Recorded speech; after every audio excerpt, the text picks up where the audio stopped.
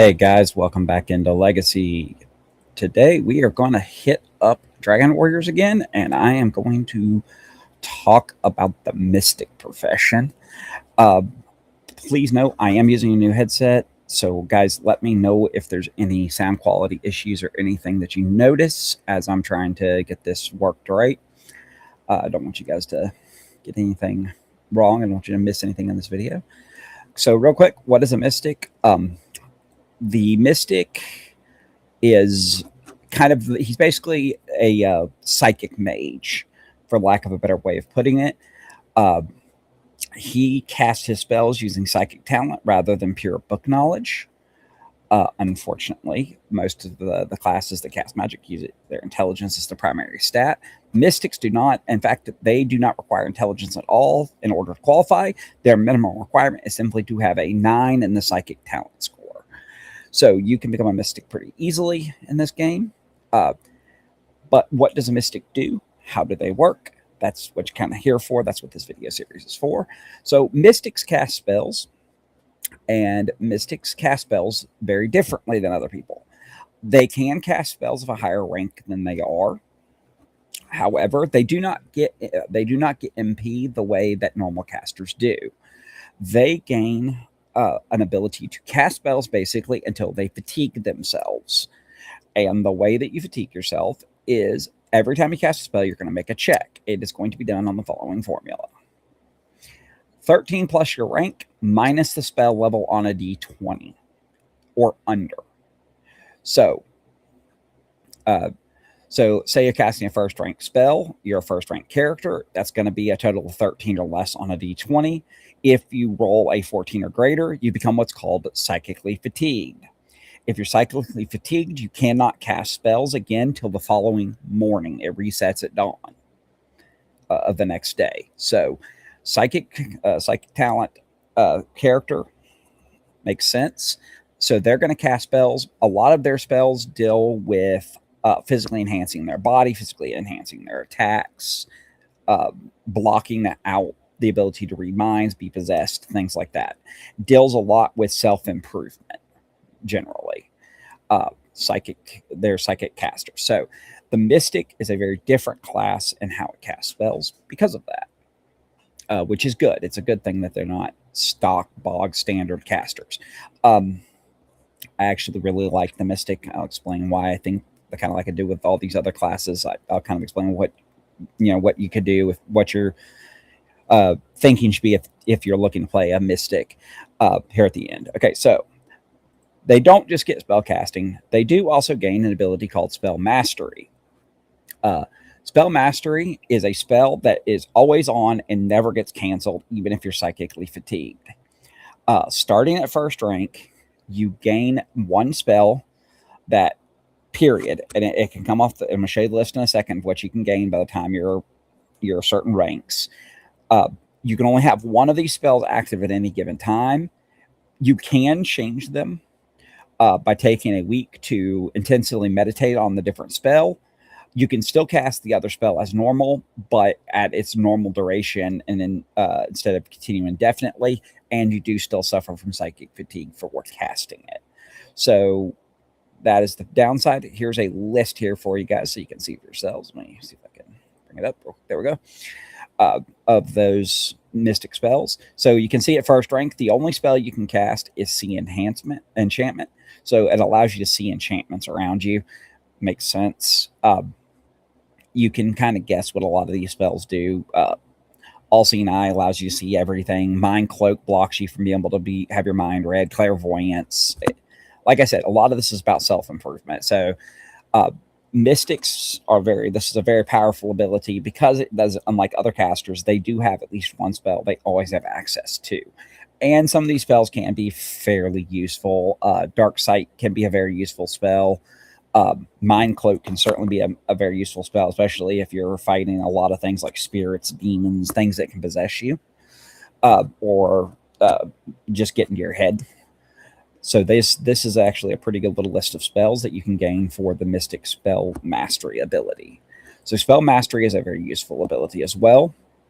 As far as arms and armament, Mystics can use any weapon. However, with armor, they take penalties if they wear anything heavier than a Mel Hauberk. And those are explained in the combat video. I talk a little bit about that. You do take chances to fail spells if you're in a certain type of armor for and other combat penalties for not being trained in the armor. So know that Mystics typically wear medium armor or less. They're not big on that. They also get a handful of other special abilities. They get 3 other special abilities throughout gameplay. 2 of them are perpetual abilities that you're going to gain, which is kind of nice. But they are not super easy to use at low rank. So, I'm sorry, 4 extra abilities. I said 3, it's 4. You gain the ability first you're going to gain at first rank is called Premonition or Sixth Sense. So this goes off starts at 37%. Its calculation is 35% plus 2% per rank. So you start at 37% chance to use this. What it allows you to do is anything within 5 meters of you, you can check it to see if there's any danger involved with that item. So, for example, you can scan a door to see if there's any danger involved with that door. It does not specify what the danger is, but it does specify that there is or is not danger. So Premonition is typically rolled by the GM. You have to concentrate for 2 full combat rounds in order to use it. Once you do that, the GM rolls. If he rolls under your percentage for Premonition, you sense danger. Once again, does not tell you what the danger is. So say you're sensing a door. It could be that the door is trapped. It could also be that there's a vampire on the other side. Who knows? You can just warn the group that there's impending danger. If you fail to do so, if you do not pass the check, you cannot just simply keep trying over and over again unless the circumstances were to change. For example, you can sense a door, but there's no danger there unless like a group of orcs suddenly comes up behind the door or something. You can't check it again. And you cannot distinguish between there being no danger and you not sensing danger. So there could realistically be danger behind or with the item you're detecting, but you're not aware of it. So keep that in mind when thinking about the Premonition abilities. It does not distinguish between no danger at all. It's not like a yes-no question. It is more of a, I know there's danger or there could be danger still kind of thing. Got to keep that kind of in mind. The next big ability they get is they get ESP. It goes out to a range of 10 meters. It starts at 5% plus 3% per rank. So your starting character is only going to have an 8% chance to pull this off. Yes, that is a very low percentage chance. You can detect the thoughts of anybody within 10 meters of you, both animal and intelligent. But you don't actually read minds. You just detect thoughts. So it requires 3 combat rounds before you attempt to use it. But you do not require full concentration, unlike Premonition, to use this ability. If somebody is using Mind Cloak, you cannot register them on an ESP. Their mind is blocked by that spell. There is a list of magical items or magical creatures that do not get affected. Elves, ghosts, gnomes, goblins, hobgoblins, and undead, their thoughts are just too foreign for ESP to pick up on. At 9th rank, you are able to sense the proximity of another mystic of 9th rank or higher, unless they have Mind Cloak up, and because your basically your psychic talent is so powerful at that point that you just automatically sense each other. You know, it just happens. Again, pretty powerful ability, very limited.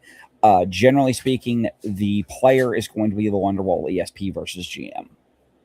So keep that in mind as well.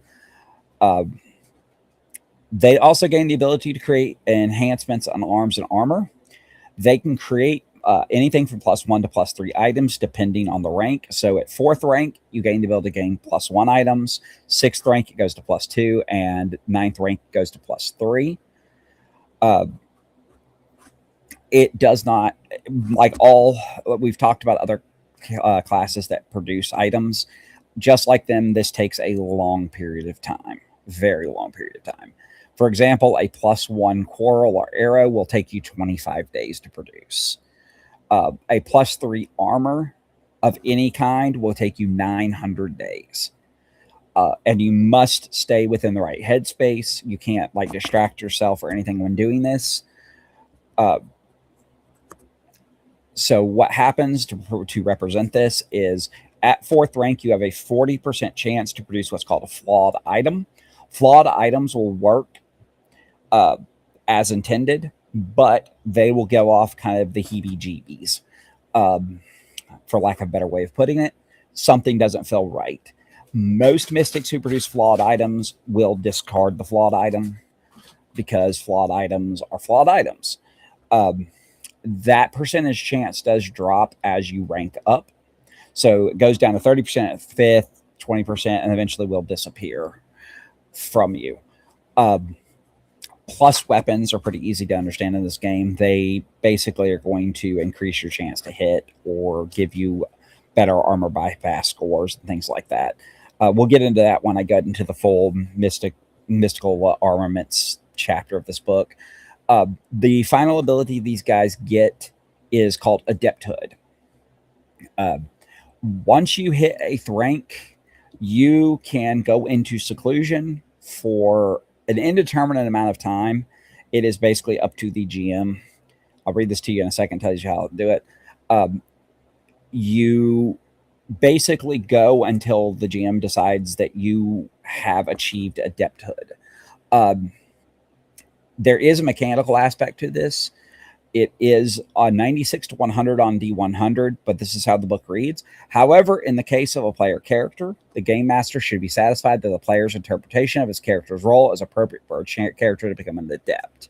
So basically, if the GM doesn't think that you've done enough mystically stuff and practiced enough as a mystic, he can deny you adepthood. Because this ability is super powerful, I'm about to tell you what it does, because trust me, this is really potent. They are the spiritual pinnacle of perfection. And physically, they're not far. So your reflexes and psychic talent immediately become 18s. Your rate of healing doubles. You become immune to poison, disease. You cannot be affected by fright attacks, mind controlling spells, or possession. And no enchanted weapon you make from that point on will ever be flawed. So mystics at 8th rank get super potent. So that is the list of the abilities. So what kind of person or why would you want to play a mystic? Mystic is a great class if you're wanting to play a character that is about a lot of self-improvement, kind of little combat centric, but also has some pretty fun abilities. If you're wanting to play the psychic type character, definitely play the mystic. As far as that goes, they are very unique in how they play. Like I said, because of the psychic fatigue rules, the higher rank you are, the harder it is for you psychic fatigue, obviously, because you're adding your level to the psychic fatigue roll. You're adding your rank to the psychic fatigue roll. So you're going to get playing the mystic, you're going to get a very inwardly focused, kind of stoic character. That's kind of what you're looking at. They're very self-absorbed almost. Not necessarily in a bad way, but they're very self-absorbed. And if you're wanting to play one, that's the kind of character that you're looking at. If that's what you're looking for, play the mystic. Mystics are fun.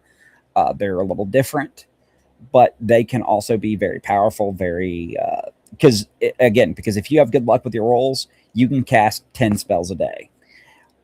If you're really bad with your rolls, you could cast 1. So mystics, unlike elementalists and warlocks and sorcerers, they have a little bit less flexibility in casting because you never know when you're not going to be able to cast again. It literally comes up to the dice. But all that being said, that's the Mystic, guys. Hopefully you got something out of this video, and I am hoping we are going to be ready now to move on to the Assassin, and after that we will be done with the Dragon Warriors professions. So the Assassin's a little more involved, so it's going to probably take me a little bit more time to get complete. But all that being said, guys, as always, leave thoughts, comments, questions, concerns. I'm always happy to hear from you guys. Otherwise, guys, follow the 3 rules. No ad hominems, no picking fights, no college dissertations. Other than that, guys, we hope you have fun, and we do hope to see you guys around the game table at some point.